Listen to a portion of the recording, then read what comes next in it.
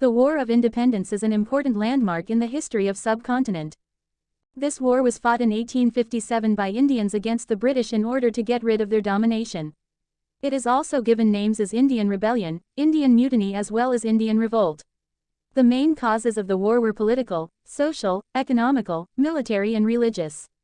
It was an extreme effort made by Indians, but they failed due to certain reasons including mutual jealousies, disunity, and lack of central leadership etc. Logo history.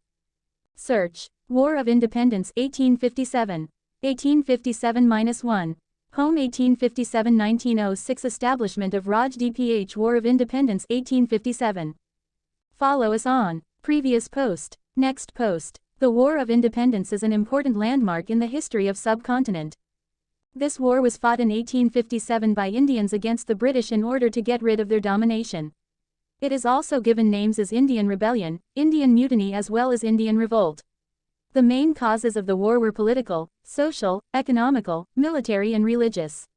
It was an extreme effort made by Indians, but they failed due to certain reasons including mutual jealousies, disunity, and lack of central leadership etc. This war was not spread throughout India but it was limited to few areas mainly Meerut, Delhi, Kanpur, Lucknow etc. The main event which became the immediate cause of the war was the refusal of the sepoys to use the grease-covered cartridges greased with fat of pig and cow on January 23, 1857. At the same time, an Indian sepoy killed 2 British officers at Bharatpur when he was forced to use greased cartridges. He was arrested and hanged to death on April 8, 1857. This news spread as fast as jungle fire. Meerut. On the 6th of May 1857 AD 85 out of 90 Indian soldiers at Meerut refused to bite the greased cartridges with their teeth. These 85 soldiers were court-martialed and imprisoned for 10 years. They were stripped off their uniforms in the presence of the entire Indian crowd. It was too much a disgrace and this incident sent a wave of indignation. On the 10th of May 1857, the Indian soldiers at Meerut broke into open revolt. They released their companions and murdered a few European officers. On the night of the 10th of May the mutineers marched to Delhi and reached there on the 11th of May. Delhi. The revolutionaries reached from Meerut to Delhi on the 11th of May 1857 and the small British garrison at Delhi was not able to resist and consequently fell into their hands within 2 days. The Mughal emperor, Bahadur Shah Zafar, was proclaimed Emperor of India. In order to regain Delhi, Sir John Lawrence sent a strong British force commanded by John Nicholson. After a long siege of 4 months, the British recovered Delhi in September 1857 AD. The Mughal Emperor Bahadur Shah Zafar was captured, his 2 sons and a grandson were shot dead before his eyes and he was sent to Rangoon where he died in the year 1862 AD. Kanpur. At Kanpur the struggle for independence was led by Nana Sahib Dandupant, the adopted son of Peshwa Baji Rao II. A number of British fell into his hands and he showed great kindness to them. But when he heard about inhuman attitude of General O'Neill towards Indians, he became very furious and killed all the British. General Havelock captured Kanpur after defeating Nana Sahib in a hotly contested battle on June 17, 1857. Later on Nana Sahib, with the help of Tantia Topi, recaptured Kanpur in November 1857 but not for a long time and British defeated them once again in a fierce war from December 1 to 6, 1857. Nana Sahib fled towards Nepal, where he probably died, while Tantia Tope migrated to Kalpi. Lucknow. The struggle for independence at Lucknow was led by Nawab Wajid Ali Shah. The Chief Commissioner, Sir Henry Lawrence, sought refuge with 1,000 English and 700 Indian soldiers inside the residency. The Indians did not make any concession and killed most of the Englishmen, including Sir Henry Lawrence and the notorious English General O'Neill. At last, the Commander-in-Chief General Colin Campbell marched towards Lucknow and captured it after a fierce battle in March 1858. Jhansi and Gwalior. The leader of the revolutionaries in central India was Rani Laxmi Bai of Jhansi. General Sir Hugh Rose attacked Jhansi in March 1858 but the brave Rani Laxmi Bai kept the British general unnerved for quite some time. She with the help of Tantia Tope created problems for the British troops. Both fought many successful battles against the British. A fierce battle was fought between the British and the revolutionaries under Rani Laxmi Bai and Tantia Tope from June 11 to June 1, 1858 AD. But the personal valor of Rani and Tantia Tope could not match the resources at the command of the British. Tantia Tope was betrayed by the Gwalior chief Man Singh and fell into the hands of the British. He was subsequently hanged on April 18, 1859.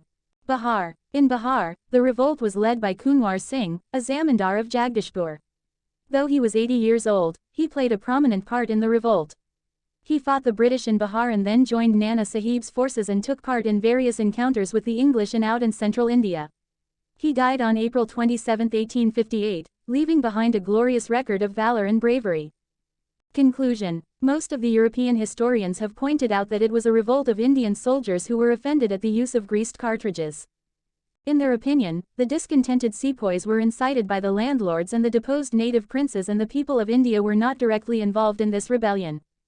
They further assert that it was not a national war of independence, inasmuch as the revolt was confined to a particular region and not to the whole of India. Large areas like the Punjab, Sindh and Rajputana remained unaffected.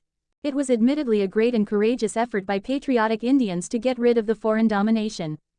It was a glorious landmark in our history inasmuch as Hindus and Muslims fought shoulder to shoulder to win back their lost independence. One cannot but admire the patriotic spirit of boatmen of Lucknow who refused to carry British soldiers across the river. The sepoys and the people fought gallantly up to the very end.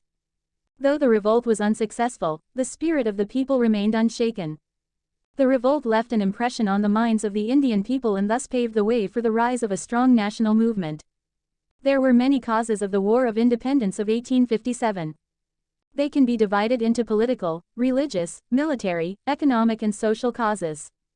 The East India Company was aiming to annex all the states of India like Awadh, Tanjore, Jhansi, Satara, etc.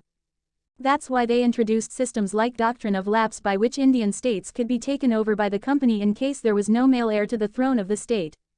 This provoked the rulers like Nana Sahib, the adopted son of Peshwa, and Lakshmi Bai, the Rani of Jhansi. The company also declared that after the death of the then Mughal emperor, Bahadur Shah Zafar, his family had to move out of the Red Fort and his successors were also forbidden to use the title of emperor. All these attempts alienated both Hindu and Muslim Indians who realized that the white men were intending to devour their lands. The people of India at that time were highly concerned about their religion and religious rights. For them the most sacred thing was their faith. But when they realized that the company was promoting Christianity in their land they became furious. In fact, the Christian missionaries all over India were being patronized by the British government, and in 1855 the priests like E. Edmund professed that the whole of India should be under one religion, i.e., Christianity. Similarly, the introduction of some social laws added fuel to fire. For instance, the English government banned sati, Hindu practice of burning the widow along with the dead body of her husband, and allowed the widows to remarry. Such legislations badly hurt the feelings of Hindus. In the military setup they introduced some regulations that injured religious sentiments of the Indians. For example, under the military rules the Indian soldiers were forbidden to have beards or wear turbans or put tilaks on their foreheads. These regulations made Indians realize that their faiths were in jeopardy. Whenever the English annexed any state of India into their domain they dismantled its army and disemployed the local soldiers. Thus, after having been enslaved, the second shock the local soldiers had to bear was unemployment that made them despise the foreign invader. Besides, the English invariably maintained discrimination between their soldiers and the Indian soldiers in respect of salaries and fringe benefits, with the result that the disheartened soldiers made up their minds to fight against the English. There were economic causes as well.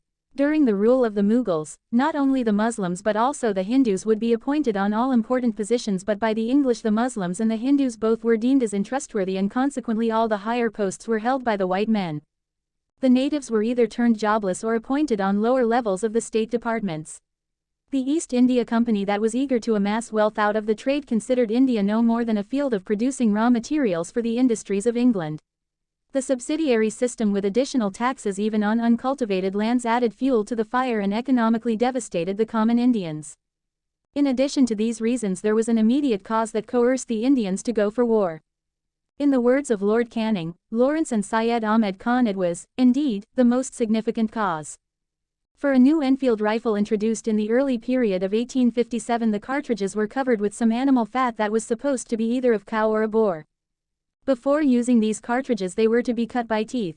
Since the cows were sacred for the Hindus and pigs were haram for the Muslims, both of them refused to carry such rifles.